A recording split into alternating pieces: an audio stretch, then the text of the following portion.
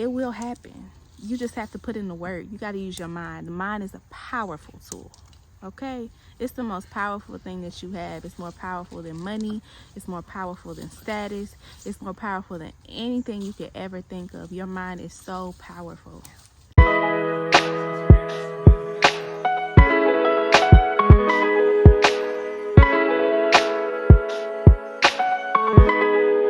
Grand Rising, welcome back to the greenhouse. We're here with another video today. Never mind that. Just ignore that back there. Trinity's having too much fun getting these chickens riled up in the coop.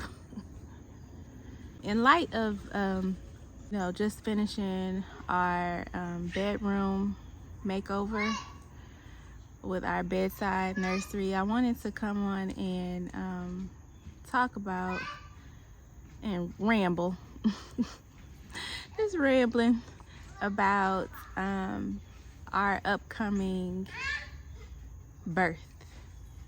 I haven't really spoken about it on YouTube, but if you follow me on Instagram, I have shared some of my story and just what we're planning and preparing for. Really at any day now. I'm at the point where I can have this baby any day. Before I get started, I wanted to say that this is not to judge or comfort anybody else's birth experience, hospital or home birth. This is strictly our experience that I wanted to share with you all. So I just wanted to say that before I get started. So, as I mentioned, this is my third child, and I will be having a home birth this time. This is my first home birth. Both of my previous pregnancies ended in a C-section, which is kind of what I wanted to talk about. Well, both of my pregnancies were C-sections. And this particular birth is really, obviously all births are super important, but this one is very important to me, very sacred and important to me. When I was pregnant with Aya, I had all the intentions of having a natural birth. I absolutely positively did not want a C-section. I really, like I said, I wanted it to be unmedicated. I still planned on birthing at the hospital. I wanted a home birth, but that was not accessible to me at the time. So I just planned on birthing naturally at the hospital. Aya was born April 1st, 2020. So if you can recognize that date, y'all know that that was literally the beginning of the pandemic, and everyone was frantic, including me. And you know, as the time got closer, my doctor informed me that the rules of the hospital had changed, and there was even a potential that my husband could not be in the room with me because they were so freaking scared of COVID. Yeah, like all the rules were changing, like right before I was supposed to give birth. So I freaked out. I was really freaked out. My whole headspace changed at the end of my pregnancy due to COVID. As a first-time parent, I'm like, oh my God, this sickness is out here. How am I gonna protect my child? Like, oh my God, it just was terrible. My mind plummeted. So what happened is I let them induce me. Aaron was able to come to the hospital, but nobody else could come. And I was even afraid for my mom to come down and help with the baby. I let them induce me, and through 2 rounds of Cervidil and Pitocin, Aya still was not coming. They ended up saying that she was too big and my pelvis and my hips were too narrow for her to fit through, and she was having a real issue getting through, and it was coning her head. And then at that point, once we had did the 2 rounds of it, we couldn't do it anymore, so it resulted in a C-section. I was absolutely positively devastated. I was devastated. I was already depressed before they even started cutting on me, like just when they said that that's what we had to do. So of course, postpartum, coming out of that was terrible for me. It was absolutely terrible. I was in the worst pain. I already have a low pain tolerance, so not knowing what to expect, never having a major surgery before, it was terrible for me. It was terrible to where it took a while for me to come out of that postpartum depression. And I'll say now, I still, when I think about that birthing experience, it's still feelings surrounding that. But we trucked on and got pregnant again when Aya was 5 months. And because I was under the impression that if you have a C-section, you have to have another one. My doctor at the time didn't do VBACs, so I just thought I had to have another C-section. It wasn't until the end of my pregnancy that Aaron found me a doula. You know, going through what we went through with Aya, he wanted to try to prevent that as much as possible, even though we were still having a C-section. So he found a doula, reached out to her for me to have a consultation about a postpartum doula,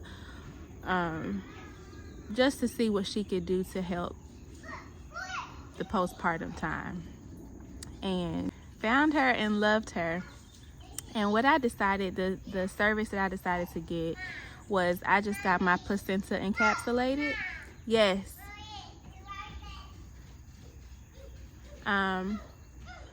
She was kind of, what I really needed was kind of out of our budget at the time, but we went ahead and got one service, which was the placenta encapsulation, which really did help my postpartum. But at the last minute, Doula Lisa, which is my doula now, she was like, you know, I don't mean to impose, because we had just met. I just met her. She was like, I don't mean to impose, and I know it's the last minute, but she was like, let's push this baby out. You can do it. It's on my heart to tell you to, like, let's just switch the plans and let's push this baby out. You don't have to have a C-section. And I'm like, I had such a sore spot around that kind of hit me emotionally. It wasn't in a good place, that it hit me because of just the emotional state that I was in. Ended up declining, like, girl, no, I'm not prepared for that switch right now. Like, I'm a type A personality. I cannot switch just like that. So I gotta have this C-section. Had the C-section. My postpartum was a little bit better because I did do the placenta encapsulation, which placenta encapsulation gives you back your nutrients. This is how I understand it. It gives you back your nutrients that you lost during birth, and it does help your balancing your hormones and balancing everything out. So it truly did help me to now, right? That was my postpartum experience with Ashe, to where when we got pregnant this time, Doula Lisa had planted such a seed in me that we called her this time, and I said, hey, I'm pregnant again and I'm ready to push this baby out. It's time. Yes. Come on. It's time. And not only do I want to push the baby out, I really want to have a home birth. She informed me that really the best outcome for a vaginal birth after C-section is a home birth. And, you know, you can find a doctor that does VBACs in the hospital, but they really are not pushing for you to have a VBAC. Like, they'll give you the opportunity to try, but they're not advocating for your VBAC. Even though, you know, doulas, that's what they do, is they advocate for you, but ultimately the doctor is who is delivering, and they really don't do what you think they do. So it's possible, but the best possibility is going to come from a home birth. So she connected me with the midwife that she works with, and the rest is history. We've been rocking since then. Having a home birth was so important to me. I know that home birth is the barriers to home birth that I felt like I couldn't have one. Obviously, is for financial reasons. Midwives typically don't take insurance, in Georgia anyway. So it is a pretty big, what you doing? Stop it. It is a pretty big out-of-pocket cost. And understandable, because they got to get paid. It's just unfortunate because it's hard as the client to, you know, come up with that money out of pocket, depending on what, you know, what you got going on. You know, it wasn't no easy thing for us, I'll say that. If you got it, more power to you. But it wasn't no easy thing for us. It took us some months to fully commit to the financial responsibility. But I will say, it was so important to me. It was so important to me that if it had to sit me down, if it had to sit me down or sit us down for a while, that's what we were willing to do. I'm in such a aware and conscious state of mind at this point in my life that I couldn't imagine, unless you know, there's some emergency, which is what hospitals are for, is emergencies. I couldn't imagine being in that setting again, in the headspace that I am, in the hospital setting again, in the headspace that I am now, and what I know now about the medical and healthcare industry. You got to do what you got to do.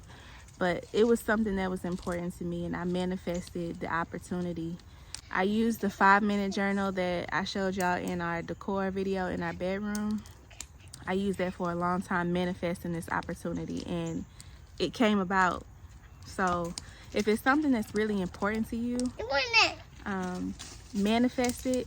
You may not be able to see how you're going to get it done in your vision, but write it down, visualize it, manifest it. It will come true. If it's in alignment with higher consciousness and the greater good of your life and others, it will happen. You just have to put in the work. You got to use your mind. The mind is a powerful tool.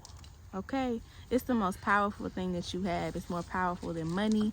It's more powerful than status. It's more powerful than anything you could ever think of. Your mind is so powerful. It creates things out of nothing. And that's what happened, child. Because we was like, I don't know how we about to do this. But, so now I'm just being such a sacred and important thing that we carefully manifested. I'm just making sure that I'm clearing my head for what's about to take place. I've never given birth vaginally. I have a low pain tolerance, like I said. So I'm just like trying to center myself and connect. Oh my God. This dog done took the whole root of the tree out of the ground. Child, this dog. I'm just trying to spiritually ground myself and mentally prepare and connect with my baby on this experience.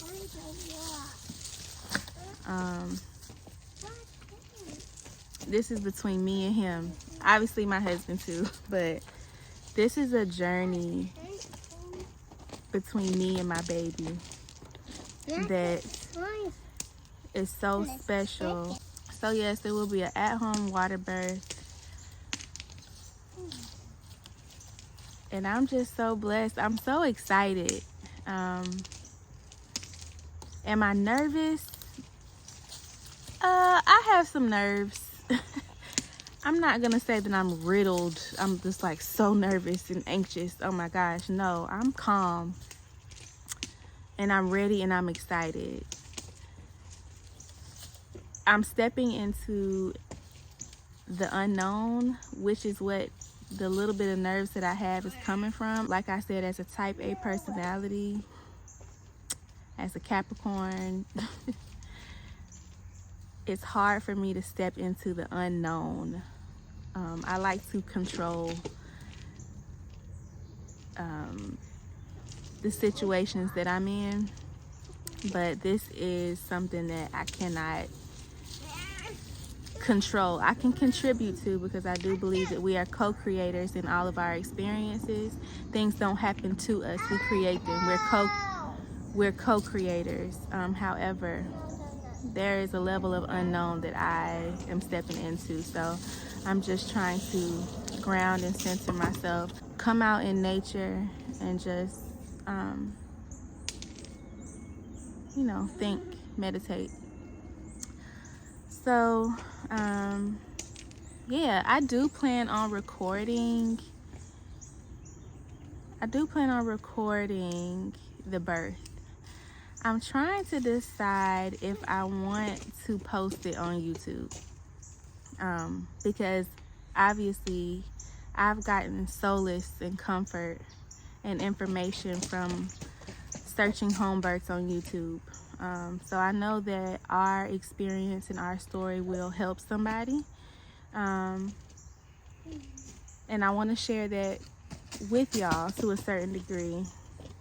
I just have to, it really depends on how it goes. After everything goes down, I'll decide if I want to post it or not. I'm gonna record it anyway. After the birth, I'll decide if I want to post it, but I'm leaning towards I will. I'm pretty transparent. I like to be transparent because I like to help others. So we'll see. Like I said, anything could happen at any day now.